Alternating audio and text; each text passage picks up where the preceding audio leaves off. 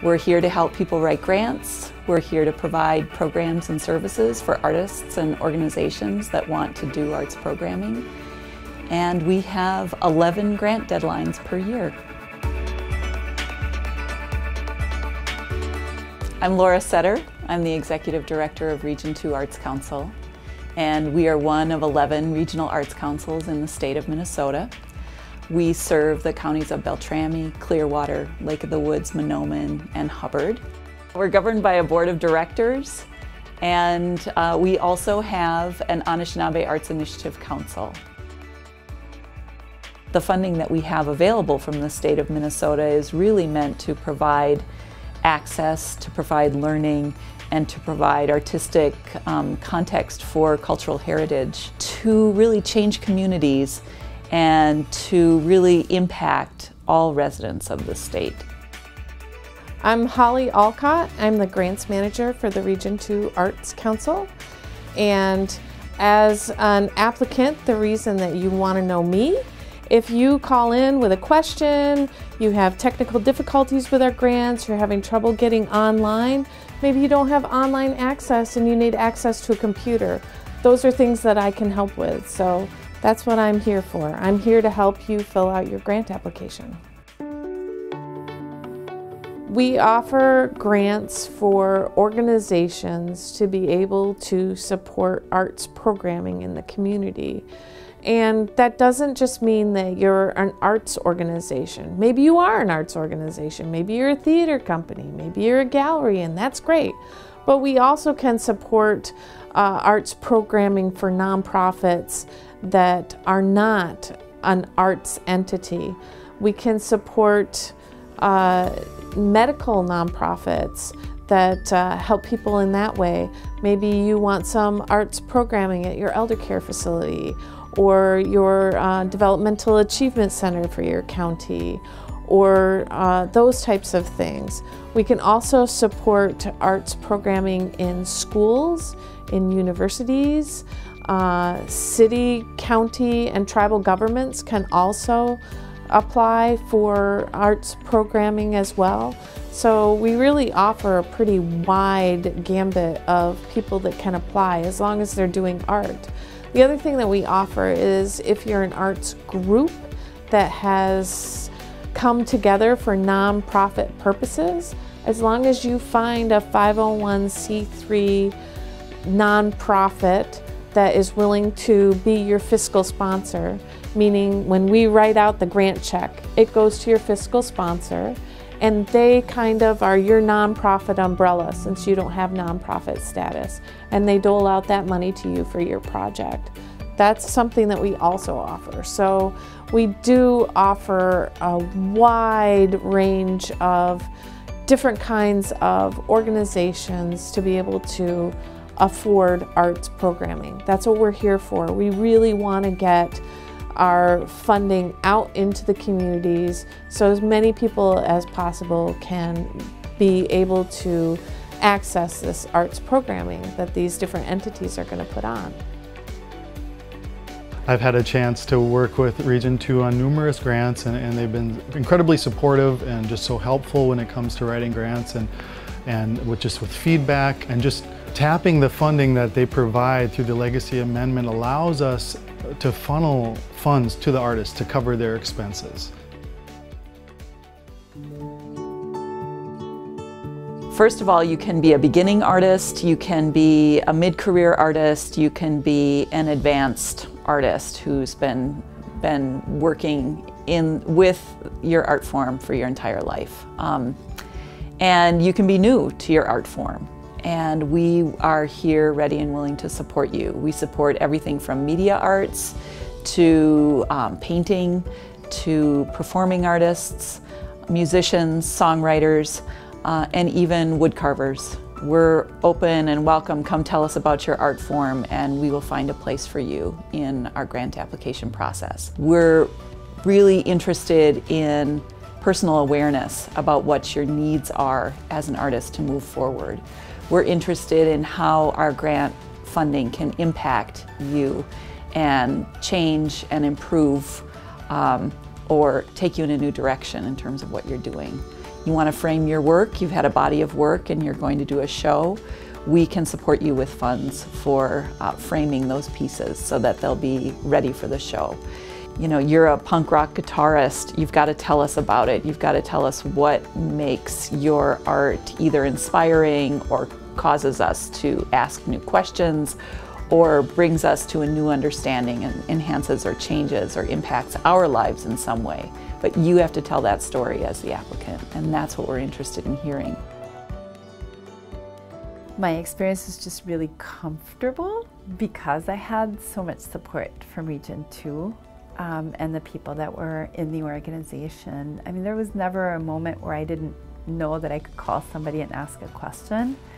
So I think that the fear was really not there because I felt so supported and because I also felt that I could trust the information I was getting. I mean, I always knew that I wasn't guaranteed the funding, but just knowing that I could, you know, that I could apply and try it out made it that much closer for me to make things happen.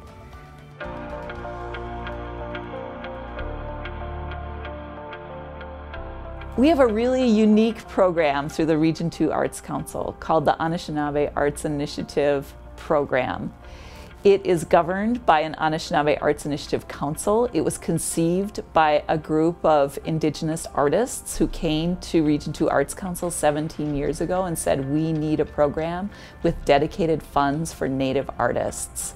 At that time, the executive director, Marianne Willimek, took up the charge and designated an Anishinaabe Arts Initiative Council that would come in and review grants. It's important to say that this is a set of dedicated funds, but all of our grants are open to Native artists. It's just that if an individual artist is an enrolled tribal member or a descendant and would like to apply to the dedicated funds, then they are absolutely welcome to do so.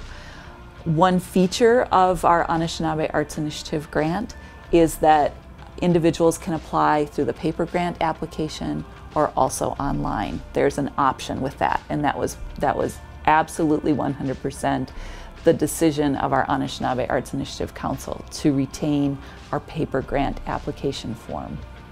So that program, we've got 8 council members currently, and we have an Anishinaabe Arts Initiative exhibit annually.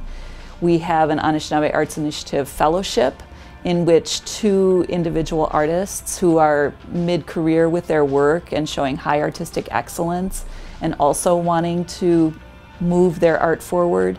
We expand beyond our 5-county borders. So we also include Indigenous artists, enrolled tribal members, and their descendants who live in Becker County, who live in Itasca County, Cass County, and Roseau County. So we've got 9 counties that our Anishinaabe Arts Initiative program will support. Our website is R2Arts.org. So it's a lowercase r, the number 2, lowercase arts.org. And there is a big button on there that says log in. And you click that and you'll get to a screen where you can log in to our grant application software. If you've already got your username and password set because you've applied for grants before, that's great. Just type it in, you're good to go. If you're a new user, you want to have an email address ready, and you'll have to pick a password. So it's just like everything, shopping online, whatever it is, you've got to have a username and password, and then you're ready to go. I would suggest that you always use an email address that you check frequently, because that's how we're going to get in touch with you if you are awarded your grant. And if you're an organization that's applying, you'll need your employee identification number or your federal tax ID number as well. Our grant applications are online, and because they're online and we want to ensure a fair process, they're only open for a certain period of time. We try to give 6 weeks, but sometimes it comes down to 30 days depending on the grant program. And so you've got that 1 month to really do all of your application, and it's due on the 15th of the month. So there are some things that you can do ahead of time. If you're an individual artist, you can prepare your artist resume, you can prepare your work samples and those types of things. If you're an organization, certainly there's a lot of planning that goes into doing an arts activity of some kind or any kind of arts programming. So you can get some of those decisions out of the way. Maybe you have to run things past your board, maybe you have to line up volunteers and those types of things. You can already start working on a preliminary budget. So there are a lot of things that you can do prior to the application being open online. Once it's open for that month, that's when you have to get in there and upload work samples, upload resumes, upload that budget, and answer all of the different questions that are out there. To help facilitate our application process, we do offer a PDF version of all of our grant applications on our website, so you can go out and look ahead of time at what the questions are going to be. If you're going to apply for an individual artist grant, really the biggest part of that grant, the most important part, is to show us that you can do high quality artwork. And the way to do that is to provide us with great samples. So depending on what kind of artist you are, if you're a visual artist, we need photographs of your work. If you're a literary artist, we need pages of writing. If you're a performing artist, like a musician, a dancer, theater artists, then we want some sort of video or some sort of sound clip that shows us what you can do, shows us your acting chops, shows us your great musicianship and those types of things. So that's the most important part of the grant, is the artistic criteria of artistic quality. But there's also artistic merit, and under artistic merit, we're expecting to see some sort of artist resume. And artists are very varied people, and we cover a lot of different disciplines. So that can look very different for everybody. Sometimes it's just a chronological list of your works. Sometimes it's all the workshops that you've given if you're a teaching artist. It might be performances and concerts that you've done. If you're a craft artist, it might be different craft fairs and large venues that you've sold your work in. It could be gallery shows. It could be different theatrical productions that you've been in. So it really kind of depends on your discipline what we see there. But it all has to be chronological. Really what we're looking for is we're looking for your story, your map of where you came from and where you're going and how your work has progressed, no matter what kind of work it is. So that's the artistic merit piece. And then we want you to describe your project to us. Are you buying materials? What are you buying materials for? Are you going to have some sort of show? Are you buying an instrument? What are you going to use the instrument for? Are you going to go out and perform? So we want to know, what kind of project you're actually doing. Are you giving a workshop? Are you teaching watercolors to someone? So there's lots of different things that we can actually support, but you need to tell us about it. And you need to tell us in detail. You need to tell us when it's going to happen, where it's going to happen, who's going to be involved. And we want to see a budget. We want to see what you're actually going to use these funds for. And we also want to see how you're going to support this project if it's something that our $2,000 that we can offer isn't going to cover. If you need to get a large specialized piece of equipment, you need a tile saw, you need a wood turning machine, then our $2,000 is just a little bit towards what you're going to do. So we want to know, where are the rest of the funds coming from? Do you have a savings account? Are you going to do some sort of workshop and charge participant fees? Those are things that go into the budget.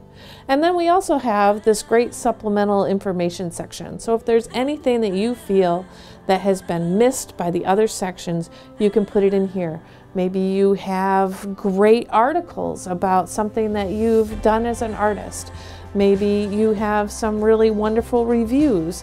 Maybe you have more information about your process, or you have some educational materials that you utilize in your workshops, and those are some great things to put into the supplemental information as well. So we've got a lot of opportunities for you to show us what you do and how you're going to do it.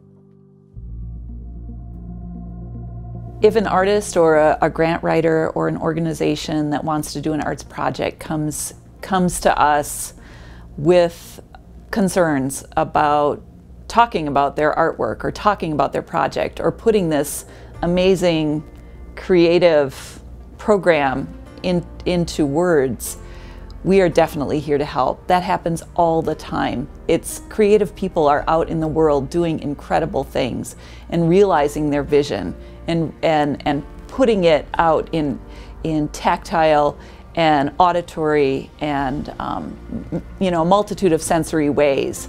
Sometimes scaling that down and putting that into words is incredibly daunting, and it's a part of the process that sometimes breaks our heart a little bit, that we're asking artists to do this, that we're asking these creative people who are working so hard to put things out into the public, to communicate their ideas with others, that we're asking them to communicate them in a way that might feel dry or formulaic. And I just want to say that those writers, those artists, those creative beings are not alone. Part of the service that we provide as an arts organization isn't just writing up the grant applications for you to apply for and keeping this online system going and collecting your data and doling out checks. That's part of what we do. But we also offer the service to help you learn how to gather all of your information together and put it into a grant format. And we're kind of the stepping stone to larger funding. I mean, I think it's a powerful experience just to go through a grant writing process because it gives you a lot of clarity about what you're doing. And also, like, don't hesitate to ask questions because people in this office are so helpful. We're here to help you, and we're here to be supportive, and we're here to listen, and we're here to move you along through the process so that your end goal can be met.